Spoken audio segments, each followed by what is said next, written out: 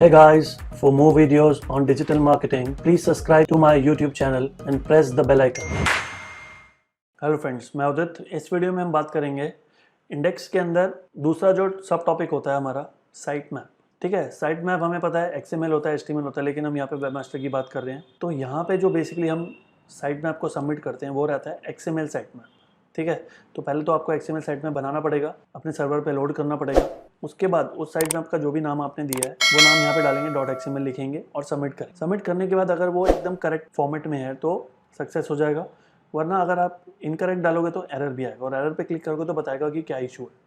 ठीक है, तो ये साइट मैप डालना क्यों ज़रूरी है?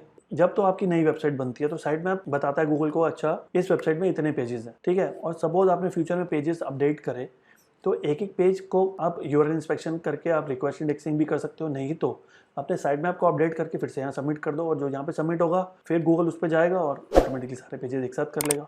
तो न्यू वेबसाइट है उसके लिए भी है, और एग्जिस्टिंग वेबसाइट जो है उसने भी अगर कुछ अपडेट किया तो वो भी साइट मैप को यूज़ करके ईजी कर सकता है अपना काम। तो बेसिकली गूगल की भी हेल्प हो जाएगी, आपकी भी हेल्प हो जाएगी, तो दोनों के लिए विन विन सिचुएशन रहेगी अगर आप ये साइट मैप को ऑप्शन यूज़ करते हो to submit a site map to Google for fast indexing I can से।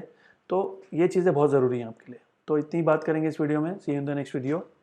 Thank you.